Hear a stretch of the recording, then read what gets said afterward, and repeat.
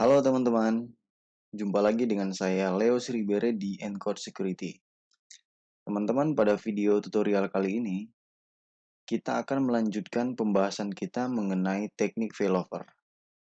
Kalau pada video sebelumnya, saya sudah menunjukkan kepada teman-teman sebuah teknik yang sangat sederhana untuk melakukan failover dengan kita melakukan modifikasi pada nilai distance yang ada di routing table. Maka, pada video tutorial kali ini, kita akan sedikit membahas tentang kelemahan dari teknik itu, lalu bagaimana cara kita untuk mensiasati ya kelemahan daripada teknik failover seperti yang sudah saya tunjukkan pada tutorial sebelumnya. Nah, teman-teman, pada video tutorial kali ini, teknik failover yang akan kita pelajari bersama-sama di sini adalah dengan memanfaatkan recursive gateway. Jadi, jika teman-teman browsing di internet, teknik failover ini sering disebut dengan istilah recursive gateway. Nah, apa itu recursive gateway? Nah, teman-teman, seperti yang saya tampilkan di layar laptop saya, bahwa ini adalah konfigurasi yang kita lakukan di tutorial failover yang sederhana dengan memodifikasi nilai distance pada tutorial sebelumnya. Nah, di sini terlihat bahwa default gateway yang mengarah ke ISP1 itu dengan nilai distance-nya 1 yang paling kecil, lalu default gateway yang mengarah ke ISP2 itu diberikan nilai distance 2. Nah, kelemahan daripada konfigurasi seperti ini adalah routing table ini tidak bisa melakukan pengecekan apabila yang fail adalah koneksi internet. Jadi selama secara fisikal kabel yang mengarah ke ISP1 atau ke arah main link itu terhubung, ya, terhubung, maka routing table ini akan memberikan state reachable. Kenapa? Karena routing table ini sekalipun kita sudah aktifkan fitur check gateway-nya, check gateway pada parameter yang kita aktifkan di sini itu hanya akan melakukan pengecekan ke gateway yang tepat berada di belakang router. Artinya satu hop sebelum router ini. Seperti itu, teman-teman. Nah, kalau yang terlihat di sini pada layar ini adalah, maka routing table ini akan membroadcast ARP kemana? Ke IP 180.1. Nah, selama memang secara fisikal mungkin pakai kabel koaksial, atau mungkin kalau teman-teman ada yang menggunakan koneksi menggunakan fiber optik, selama mungkin secara logical dan secara fisikal router ini masih terhubung dengan router gateway di arah ISP1 ataupun ke arah ISP2, maka routing table ini selalu akan memberikan state reachable di sini. Nah, ini adalah kelemahan daripada salah satu kelemahan daripada teknik failover yang sudah kita pelajari pada tutorial sebelumnya. Nah, bagaimana cara kita mensiasati itu? Bagaimana cara kita agar mikrotik ini tahu bahwa butuh failover nih gitu. Apa yang harus kita konfigurasi di sini supaya pada akhirnya tidak hanya fail koneksi dalam hal physical maupun logical ke arah router gateway ISP1, tetapi begitu memang koneksi internet dari NAP mungkin, ya kan? Dari NAP itu adalah koneksi internet dari ISP1 gitu ya. Jadi ISP1 ini mendistribusikan internet ke kita, ke klien, itu dia juga dapat internet dari mungkin NAP seperti itu. Nah, jika itu terjadi, bagaimana caranya kita mengkonfigurasi router ini supaya router ini juga tahu bahwa yang putus itu bukan koneksi fisikalnya ataupun logical yang ada di ISP1, tetapi terjadi fail koneksi itu benar-benar di internetnya. Nah, penasaran teman-teman? Ikuti terus video ini supaya pada akhirnya teman-teman tahu bagaimana mengkonfigurasi sebuah teknik failover dengan memanfaatkan recursive gateway. Nah, teman-teman, sebelum kita terlalu jauh, hal yang pertama yang harus kita lakukan seperti biasa, kita akan melakukan basic konfigurasi. Basic konfigurasi di sini karena router ini sudah saya config seperti pada video tutorial sebelumnya di teknik failover dengan memanfaatkan dengan memodifikasi nilai distance pada tutorial sebelumnya. Maka di sini saya sudah melakukan konfigurasi. Yang pertama itu adalah IP address ke ISP1 dan ISP2. Nah, di sini ISP1 itu menggunakan Ether 1 dan ISP2 menggunakan Ether 2. Lalu di Ether 5 itu adalah IP LAN, dan saat ini laptop saya sedang terhubung dengan Ether 5, di mana laptop saya mendapatkan IP dari range IP yang ada di segmentasi IP LAN. Seperti itu ya teman-teman. Nah, lalu konfigurasi apa lagi yang sudah saya lakukan di MikroTik ini? Saya juga sudah memasukkan settingan DNS. DNS server ini adalah IP gateway ke arah ISP1 dan yang ini juga adalah IP gateway yang mengarah ke ISP2. Seperti itu teman-teman. Saya juga sudah mengaktifkan allow remote request-nya. Lalu di konfigurasi route, di konfigurasi tabel routing, di sini saya sudah mengaktifkan dua routing. Satu yang mengarah ke ISP1, satu yang mengarah ke ISP2. Nah, karena pada video tutorial sebelumnya, ISP1 ini kita set sebagai main link atau jalur utama, maka ISP1 atau default route yang mengarah ke ISP1 ini saya setting nilai distance-nya 1, default. Nah, karena ISP2 di sini bertindak sebagai link backup, saat memang terjadi fail koneksi di ISP1, maka nilai distance-nya saya set menjadi 2. Begitu ini fail, maka default gateway daripada router ini akan berpindah ke nilai route yang paling kecil lainnya. Seperti itu teman-teman. Nah, di sini juga saya sudah lakukan konfigurasi. Ada dual rule NAT, di mana untuk rule NAT ini out interface-nya berbeda-beda. Rule NAT yang pertama, out interface-nya itu mengarah ke ISP1. Nah, jadi saat memang koneksi dari ISP1 normal, maka NAT untuk klien LAN itu akan diarahkan melalui ISP1.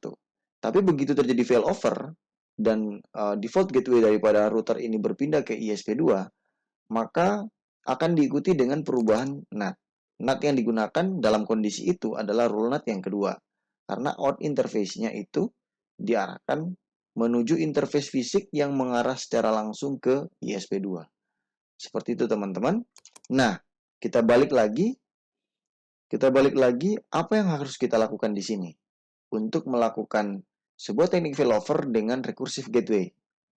Nah, teman-teman, hal yang pertama yang kita lakukan adalah kita akan melakukan atau menambahkan sebuah rule routing baru, di mana di dalam rule routing itu kita membuat MikroTik ini melakukan pengecekan kepada salah satu IP yang ada di internet. Nah, sebutlah itu seperti biasa, kita sudah tidak asing dengan IP DNS publiknya Google, 888. Nah, dengan kondisi seperti itu, kita memerintahkan kepada router untuk selalu membroadcast ARP atau melakukan ping secara aktif setiap 10 detik, melakukan ping ke IP itu. Nah, saat terjadi fail koneksi, rule itu tidak bisa mencapai destinasinya, yakni IP DNS public 8888, maka apa yang dilakukan? Hal itu yang akan men-trigger terjadinya failover. Nah, kurang lebih seperti itu teman-teman. Nah, sekarang coba kita praktekkan saja langsung. Rule yang pertama ini akan saya ubah. Seperti ini. Saya double klik di sini. Destinasinya tidak perlu diubah. Gateway-nya itu diarahkan ke IP DNS publiknya Google. Oke, teman-teman. Jadi ini perubahan yang kita lakukan. Jadi nanti totalnya kita akan punya 3 rule routing static pada tabel routing kita. Nah, ini hal yang pertama. Destination-nya pakai ini. Gateway-nya kita ubah ke 88. Setelah itu distance-nya tidak usah diubah. Cek gateway-nya jangan lupa diaktifkan. Ping. Lalu, hal yang paling penting di sini adalah kita mengubah nilai target scope. Oke, kita ubah berapa? Kita ubah menjadi 30. Oke teman-teman, jika sudah, Jika di router teman-teman sudah sesuai dengan parameter ini, ayo kita klik apply, lalu kita klik OK. Nah, sekarang teman-teman, kalau kita lihat, di sini ada keterangan gateway-nya 88 rekursif via 10.19.1.1. Jadi sesungguhnya dalam kondisi ini router Mikrotik maupun laptop saya itu bisa mengakses internet tetapi tidak melewati jalur ISP1. Kenapa? Karena setelah kita mengubah rule routing yang pertama, tabel routing kita ini tidak memiliki arah atau tidak memiliki petunjuk melalui ISP1. Nah, kita balik lagi. Di awal saya sudah sampaikan bahwa ISP1 itu kita set sebagai jalur utama atau main link. Nah, sedangkan ISP2 itu bertindak sebagai backup link. Ya. Nah, maka apa yang harus kita lakukan lagi? Kita tambahkan lagi satu role routing yang baru untuk ISP1. Kita klik add. Nah, di sini agak sedikit berbeda. Destination address-nya bukan lagi ke sini, tetapi kita force ke 888. Lalu gateway-nya kemana? Gateway-nya melewati ISP1. Oke, cek gateway-nya jangan lupa diaktifkan. Kita set ping. Lalu distance-nya kita set 1, karena dia adalah main link atau jalur utama. Target scope-nya biarkan default. Oke, jika sudah selesai teman-teman, silakan teman-teman klik apply, lalu klik OK. Nah, seperti yang teman-teman lihat di sini, recursive gateway ke 88 itu lewat mana? Sudah melewati ISP1. Sederhana bukan teman-teman? Tidak sulit. Jadi totalnya kita sudah punya ada 3 routing statik. Nah, sekarang coba saya simulasi, saya melakukan tes failover misalnya ya. Untuk jalur ke ISP1 saya putus di sini. Saya putus, maka ini berubah. Ya kan? Yang ISP1 diberikan state unreachable, ISP2 reachable, tetapi flagnya statik, tetapi kita bisa mengakses internet, bisa. Rule routing inilah yang akan aktif. Di sini dia kata berikan informasi 888 rekursif lewat siapa? Lewat ini. Lewat ISP2. Jadi begitu teman-teman. Simple dan sangat sederhana. Sekarang coba kita aktifkan dulu. Kita coba testing untuk rule net-nya sendiri yang ke arah klien tidak ada perubahan. Kita hanya menambahkan satu rule routing untuk dan memodifikasi rule routing yang pertama. Total nanti setelah selesai, konfigurasinya selesai, maka kita punya 3 rule route yang statik. 2 itu direct ke ISP1 dan ISP2, 1 rule itu adalah itu yang men-trigger terjadinya recursive gateway. Seperti itu teman-teman. Sebelum saya mengakhiri video ini, ayo kita melakukan pengetesan koneksi. Kita buka terminal, kita klik di sini terminal, lalu kita lakukan tes ping ke google.com. Oke, kita bisa melakukan ping ke Google. Coba kita traceroute, tool traceroute. Lakukan traceroute ke 888. Kita set count-nya itu 1 saja. Kita enter. Sip, teman-teman. Seperti yang muncul di sini, di hop pertama itu traceroute ke arah 88 itu melewati gateway ISP1. Nah, nanti jika terjadi failover ke ISP2, harusnya secara logical di hop 1 ini akan berubah menjadi IP gateway daripada ISP2. Sekarang coba kita tes failover dulu ya. Saya akan disable. Oke, sekarang coba kita tes ping ke Google. Sip. Tes ping ke Google, tetap replay. Sekarang kita stop, kita lihat tabel routingnya dulu. Apakah ada perubahan? Ya, berubah teman-teman.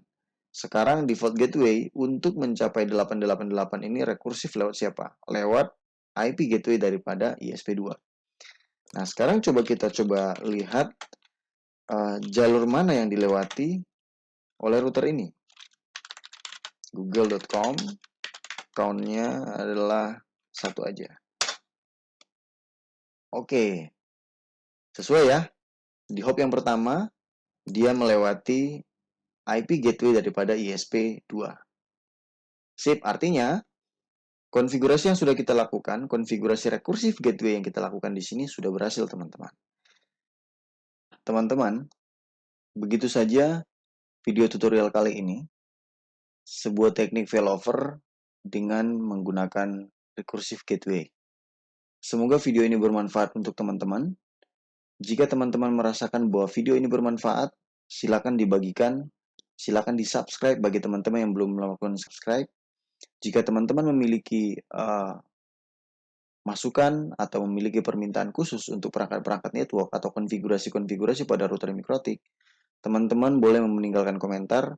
Nanti saya akan melihat satu persatu untuk saya buatkan video tutorialnya. Sampai jumpa teman-teman pada tutorial selanjutnya. Salam teknologi.